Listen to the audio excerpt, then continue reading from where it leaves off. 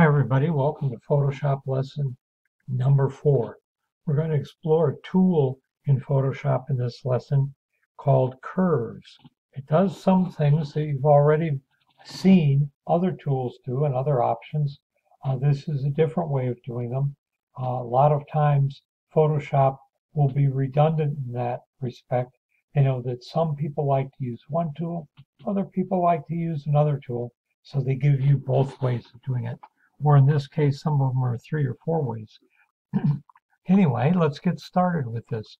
This is a black and white image I'm going to use to demonstrate some things about it. To get into curves, we go to Image, Adjustments, Curves. It's the third one down right there. I'm going to click on that.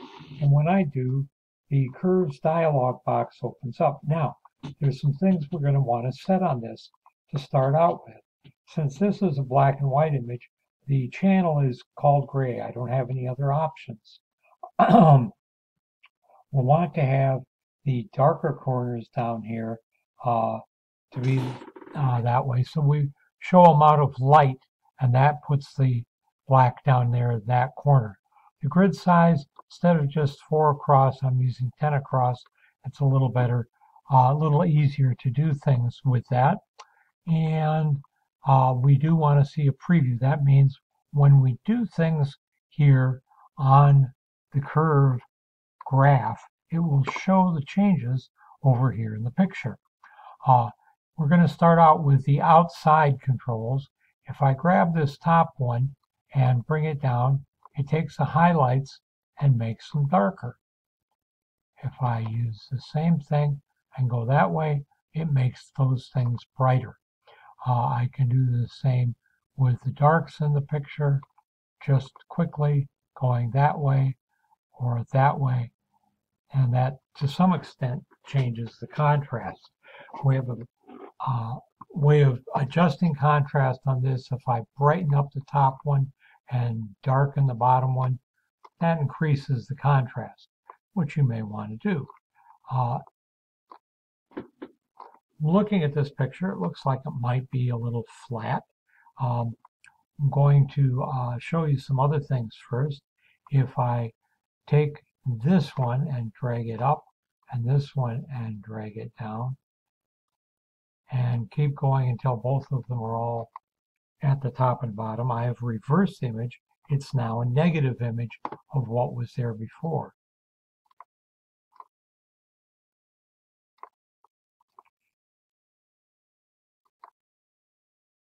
If I put the eyedropper over the picture and click, it shows me where those tones are. So if I bring them down over here into the darkest parts of the picture, I can see that I don't really have a true black in this picture.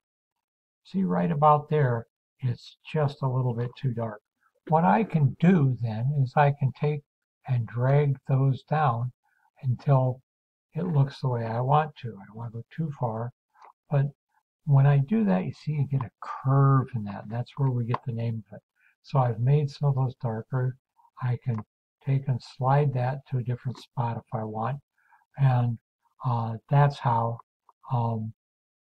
you selectively adjust things.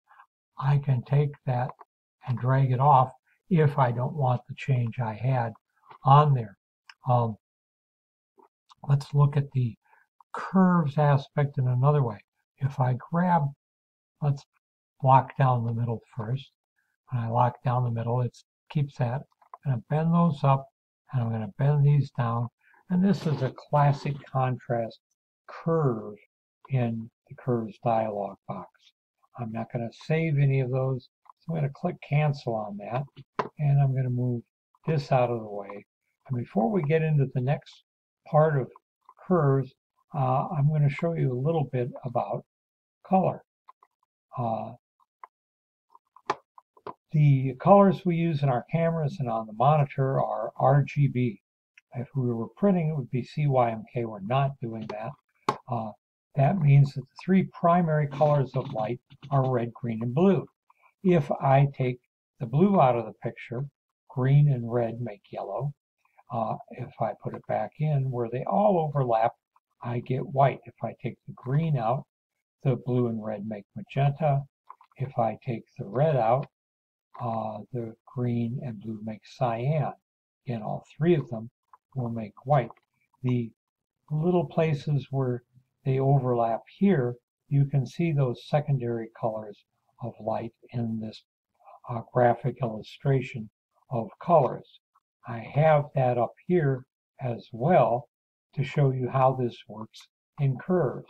The top has blue, red, and green, the primary colors, cyan, yellow, and magenta, the secondary colors, at least as far as light. So let's go image adjustment curves one more time. And this time up here, it doesn't say gray, it says RGB. So I'm going to start out with the green channel. And you can see that the line is now green. I'm going to show you what happens here when I darken up that green. I'll take the pointer at the top and I'll pull it down some more, and where there was green, it's black. Where it was cyan, it's blue because blue and green make cyan. If I take the green out, what's left is blue. If I put it back in, that blue dot goes back to cyan, and the green dot's no longer black. Let's try another color. Red, next dot over. If I take the red out, you can see it gets darker. And we can see some other things changing on here as well. There's no red in cyan, but on the yellow and the magenta blocks, when I take the red out, the other color becomes apparent. So let's do that again. Look at the yellow and the magenta. Taking the red out, I end up with green and blue. There is no red in cyan, so it doesn't affect that. The last option I have here is blue. We expect the blue to go black, and there is blue in cyan, and there is blue in magenta, so we expect that to change. But blue isn't a component of yellow, so that should stay yellow. Let's take it down, and sure enough, the blue is black over here, black dot. The cyan is green because I took all the blue out of it, and the magenta is red because I took all the blue out of it. This is something you can play around with the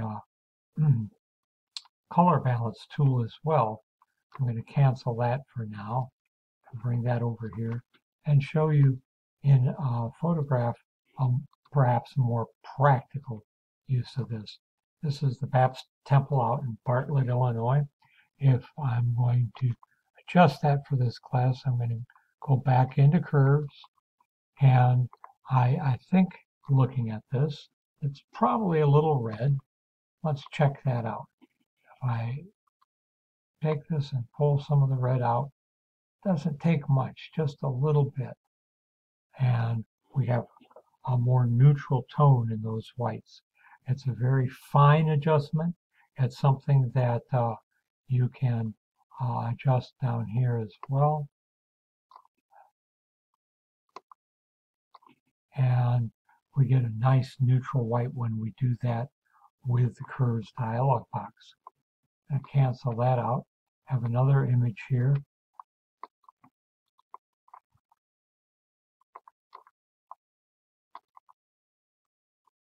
This one seems to be made for curves.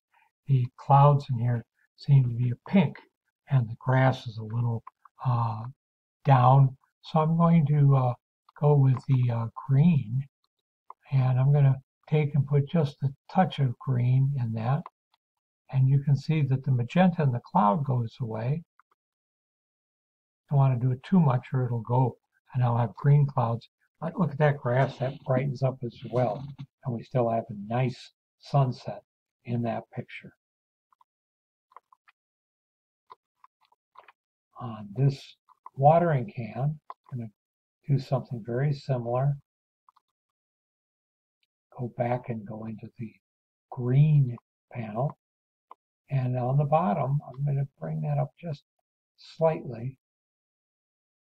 And you can see how it brightens up. I don't want to go too much to make the image green, but that's what I ended up with. You can always go edit, undo curves, and see what happened. If you prefer to start, you can stay there. Here's redo curves. Those are certainly things that you can come to your own conclusion by looking at the work as it's done. On this one, we got a lot of bright colors that are primary colors. Let's adjust that with curves. And again, it's RGB because it's an RGB image. Let's start out with green. Now, we know that green is a component of yellow as well as green. What else was there in yellow? Red. Red and green make yellow. So I'm going to start out with green. I'm going to do just like we did with the dots. I'm going to pull the green out. And you can see that the yellow goes away as well and becomes very red. The green becomes black and the yellow becomes red.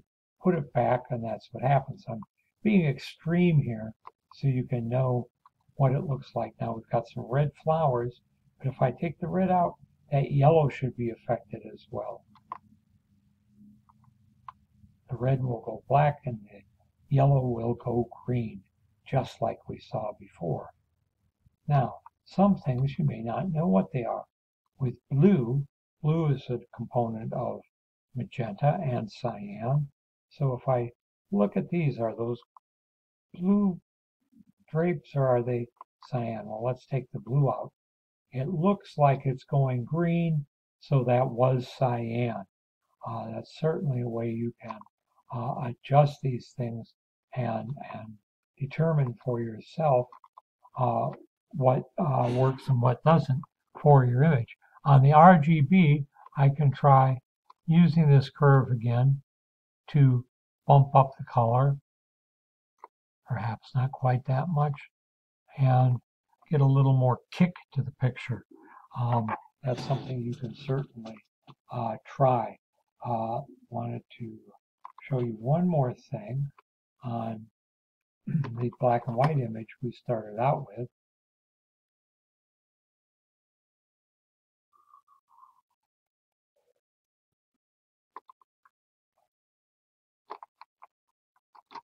And let's bring up that curves dialog box again. And when you change the tones and cross them over, you get what's referred to as the Sabatier effect or solarization, where the tones reverse themselves. It's not a negative, but that can be a fun thing to do with a black and white image like that, or with a color image like this, with all the channels together. Reverse some tones and not the others. You can have a lot of fun creating color effects that may not have been imagined or thought of. It certainly is up to you.